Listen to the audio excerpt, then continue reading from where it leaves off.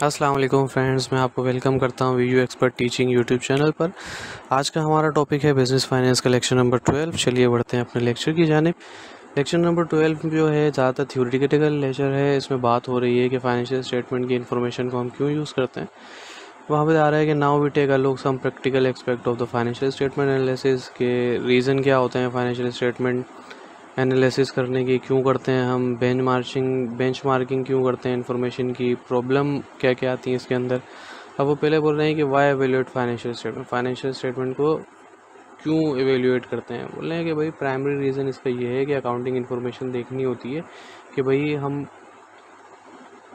We don't have and can't expect to get market value information, यानी कि हमारे पास नहीं होती या हम एक्सपेक्ट नहीं करते कि मार्केट वैल्यू इन्फॉर्मेशन हम लाएं। लेकिन अगर हमारे पास ये सच इन्फॉर्मेशन हो तो we will use institute of accounting data, यानी कि हम इसको यूज़ करेंगे मार्केट इन्फॉर्मेशन को कि बनिस्बत इसके कि हम अकाउंटिंग डेटे को यूज़ करें।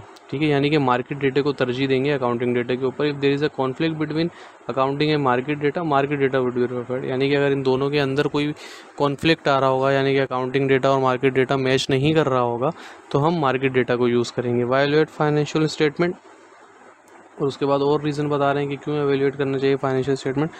बोल रहे हैं कि फाइनेंशियल स्टेटमेंट जो है वो एप्लीकेशन होती है मैनेजमेंट की, जिसकी वजह से मुख्तलिफ रेशूज़ को आपस में कंपेयर किया जाता है और उनकी रेशूज़ की एवरेज ली जाती है और उस रेशू को फर्दर स्टडी किया जाता है और उसकी बेसिस के ऊपर फाइनेंशियल डिसीजन लिए जाते हैं। इंटरनल और एक्सटर्नल यूजेस के बारे में बात हो रही है कि एक्सटर्नल यूजेस क्या होते हैं। परफॉर्मेंस इवेल्यूशन करते हैं, प्रॉफिट मार्जिन को देखते हैं, कंपेयर करते हैं दो मुख्तलिफ डिपार्टमेंट के कि भाई कौन सा डिपार्टमेंट अच्छा परफॉर्म कर रहा है। फ्यूचर की प्लानिंग कर रहे होते हैं, हिस्टोरिकल इन्फॉर्मेशन को यूज़ करते हैं और इस चीज़ में हेल्प कर रहा होता है। एक्सटर्नल यूसेस क्या क्या होते हैं, to evaluate the credit standing of new customer, यानी कि कोई नया कस्टमर जो है हमारा, उसकी क्रेडिट स्टैंडिंग कितनी है, यानी कि उसको हमने कितना क्रेडिट पे माल दे चुके हैं हम, या क्रेडिट पे कितनी सेल कर चुके हैं। और लार्ज कस्टमर जो होते हैं वो आई रख रहे होते हैं, यानी कि फर्म जो है उसके ऊपर बड़े कस्टमर जो आपके होते हैं वो आई रख रहे होते हैं कि फर्म की फाइनेंशियल पोजीशन क्या है, क्या ये फाइनेंशियल पोजीशन में है कि आपके उनके ऑर्डर्स को मीट कर पाएंगी या नहीं कर पाएंगी। सप्लायर जो हैं वो बड़े गौर से देख रहे होते हैं आपकी फाइनेंशियल पोजीशन को कि हम इनको इतना इन्वेंट्री दिए जा रहे हैं, क्या ये इस काबिल भी हैं कि हमें पेमेंट कर पाएंगे या नहीं कर पाएंगे। अब जो रेशूज़ हमने सारे निकाले थे इंडिविजुअली सप्लाई, अब यहाँ पे ये बताया जा रहा है कि ये किस तरीके से, अब अगर एक सप्लायर है तो वो क्या करेगा, तो वो एसिड टर्नओवर रेशो निकालेगा, प्रॉफिट मार्जिन निकालेगा, जो हमने रेशोज़ पीछे सीखे वो सारे मेथड्स है जिनको यूज़ करते हुए ये कस्टमर इवेल्यूएट करते हैं और हमारी परफॉर्मेंस को उनकी बेसिस के ऊपर। दूसरा एक्सटर्नल यूसेस क्या होते हैं, पोटेंशियल स्ट्रेंथ क्या है, कंपटीटर जो हैं अगर वो नया प्रोडक्ट लॉन्च कर रहे हैं तो क्या हम इस काबिल हैं कि उनसे मुकाबला कर सकें। पोटेंशियल टारगेट क्या है, क्या हमें ऑफ़र करना चाहिए फ्यूचर में। बेंचमार्किंग की बात आ रही है। बेंचमार्किंग क्या है कि भाई क्या आप कोई स्टैंडर्ड बना दें कोई कंपैरिजन का, तो टाइम ट्रेड एनालिसिस होता है, पेयर ग्रुप एनालिसिस होता है। टाइम ट्रेंड एनालिसिस में क्या करते हैं, अगर आपकी रेशो जो है वो 2.4 है for recent financial statement, we be compare it with the ratio of last 10 years, यानी कि अगर आपकी इस साल की जो करंट रेशो है वो 2.4 है तो इसको 10 साल की पुरानी रेशो से मेजर करेंगे कि और देखेंगे कि भाई हमारी परफॉर्मेंस अच्छी हो रही है या बुरी हो रही है। जिस साल में हमारी परफॉर्मेंस अच्छी थी तो उस साल हमने क्या किया था या क्या ऐसे काम किए थे कि हमारा करंट रेशो अच्छा था, दूसरे मामला अच्छे थे, उसको अपनाने की कोशिश करेंगे। पीयर ग्रुप एनालिसिस में क्या होता है कि उन फर्म्स जो कि हम सेम मार्केट में, जैसे एक ऑटोमोबाइल इंडस्ट्री की आप एग्जांपल ले लें तो दूसरी जो ऑटोमोटिव इंडस्ट्री है उनसे कंपेयर करेंगे कि भाई क्या हो रहा है क्या नहीं हो रहा है, क्या हमारे पास एसिड सिंपल हैं, क्या हम सिमिलर वे में ऑपरेट कर रहे हैं। तो ये सारी चीज़ों को जो है कंपेयर करते हैं हम बेंचमार्किंग के अंदर, एक स्टैंडर्ड बना लेते हैं, या तो हम टाइम ट्रेंड एनालिसिस को फॉलो करें या तो पीयर ग्रुप एनालिसिस को फॉलो करें। और दोनों के अंदर किस किस्म के मेथड्स होते हैं वो हमने डिस्कस किए यहाँ पे। Benchmarking average for this group और firm the top firms among the group, यानी कि टॉप फर्म जो परफॉर्मेंस कर रही हैं उसको देखते हुए हम अपना बेंचमार्क बनाते हैं कि हमने टॉप फर्म तक बनना है या तो फिर टॉप परफॉर्मिंग फर्म बनना है। प्रॉब्लम विद फाइनेंशियल स्टेटमेंट की प्रॉब्लम क्या होती है, no underlying to identify the ratio look to guide in establish benchmark, यानी कि ऐसा नहीं होता कि अगर एक आपके सामने एक रेशियो कैलकुलेट होकर आई है तो आप ये नहीं देख सकते कि उसके पीछे किस तरीके से कैलकुलेट की गई, नंबर्स कौन से लिए गए, नंबर सही भी लिए गए या नहीं लिए गए, सही तरीके से कैलकुलेशन हुई या नहीं हुई, तो थोड़ा सा कन्फ्यूजिंग होता है फाइनेंशियल स्टेटमेंट। अब वो बता रहे हैं कि कौन सा रेशियो बहुत ज़्यादा मैटर करता था, हाई और लो वैल्यू कौन सी ली गई, या राउंड ऑफ किया गया या नहीं किया गया।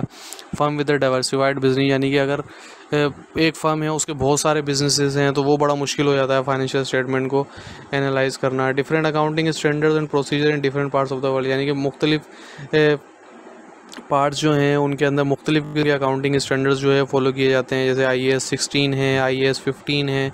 अभी जो ACCA जो लोग कर रहे होते हैं वो पढ़ रहे होते हैं, या हम MGT 401 अगर आपने विचुअल यूनिवर्सिटी का सब्जेक्ट पढ़ा हो तो उसमें IAS के मुख्तलिफ क्लोजेस के बारे में बात हुई है। Time value of money simple सा कॉन्सेप्ट है। अगर आज आपके पास 1000 रुपये हैं तो आप अगर उसको रखें तो 1 साल बाद वो 1000 रुपये तो होंगे, लेकिन आज जो आप 1000 रुपये से जो चीज़ खरीद सकते हैं वो आप 1 साल बाद उस 1000 रुपये से शायद ना खरीद पाएँ, बल्कि यकीनन नहीं खरीद पाएंगे। बड़ा महंगाई वो हो जाती है, इन्फ्लेशन रेट बहुत ज़्यादा हाई हो जाता है और रुपये की कदर कम होती जा रही है। आजकल तो आप देख रहे हैं डॉलर कितना हाई पे जा रहा है। तो ये एक सिंपल सी एग्जांपल है टाइम वैल्यू मनी की। Simple interest with compound interest हम पढ़ चुके हैं। सिंपल इंटरेस्ट में क्या होता है, I is equal to PRT, यानी कि प्रिंसिपल अमाउंट, जो अमाउंट आपने लोन ली है उसके बाद इंटरेस्ट रेट R से होता है, टाइम कितने ईयर्स के लिए, और I जो है वो सिंपल इंटरेस्ट होता है। यानी कि प्रिंसिपल अमाउंट को मल्टीप्लाई करें आप रेट से, मल्टीप्लाई करते जितने सालों के लिए, तो सिंपल प्रिंसिपल इंटरेस्ट निकल के आता है। हाँ, अगर आपने 1 साल से ज़्यादा के लिए लॉन्गर टाइम के लिए लिया तो I is equal to PRT, यानी कि अगर आपने राउंड फैक्टर के लिए लिया, कंपाउंड इंटरेस्ट आपने कैलकुलेट करना है तो उसके लिए T फैक्टर लग जाता है, और T फैक्टर जो है वो ऊपर स्क्वायर पे आ जाता है, यानी कि हर साल जो है वो रेट बढ़ता रहता है और प्रिंसिपल अमाउंट के ऊपर आपका रेट लगता रहता है, एंड देन आप कंपाउंड इंटरेस्ट पे करते हैं। Future value it refer to the amount of money investment will grow over some period of time at some given rate interest rate, यानी कि फ्यूचर वैल्यू से मुराद ये होती है कि अगर आपने एक वैल्यू जमा करवाई है तो वो फ्यूचर में जाके उसकी क्या होगी। जैसे टाइम वैल्यू मनी में हम बोलते थे कि 1000 रुपये आज तो हमारे पास है और 1000 रुपये की 1 साल बाद कदर तो कम हो जाएगी, लेकिन अगर इनकेस आप कुछ इन्वेस्टमेंट करते हैं या कोई ऐसी चीज़ें करते हैं जिससे आप देखना चाहते हैं कि भाई किस तरीके से आपकी वैल्यू, आपकी रकम, जैसे आज 1000 रुपये हैं, 2 साल बाद 4 साल बाद आपके 1000 रुपये की कितनी वैल्यू हो जाएगी, तो वो आप फ्यूचर वैल्यू के थ्रू कैलकुलेट कर सकते हैं। इसका फॉर्मूला क्या है, इज इक्वल टू PRT होता है और इसके अंदर प्रिंसिपल अमाउंट ऐड हो जाती है।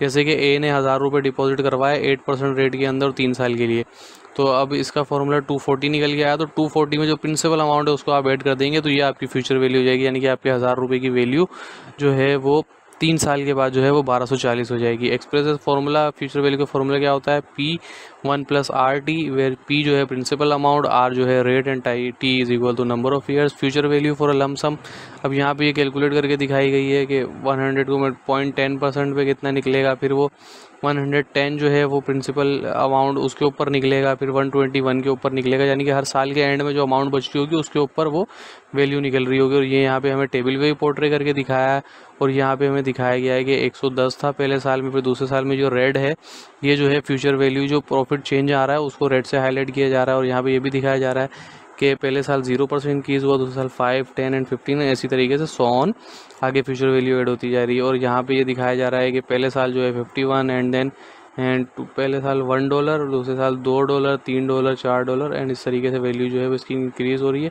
और यहाँ पे फ्यूचर इंटरेस्ट एक टेबल दिया हुआ होता है, अगर आप 5% में निकाल रहे हैं तो आप इसमें से कोई वैल्यू को पुट कर सकते हैं। अगर आप 5 साल के लिए आपने कुछ अमाउंट 5% पे रखा है तो ये फ्यूचर वैल्यू की वैल्यू निकल के आएगी, इसको आप फार्मूले में यूज़ करके अपना वो निकाल सकते हैं, कैलकुलेशन कर सकते हैं। तो ये था आज का लेक्चर नंबर 12।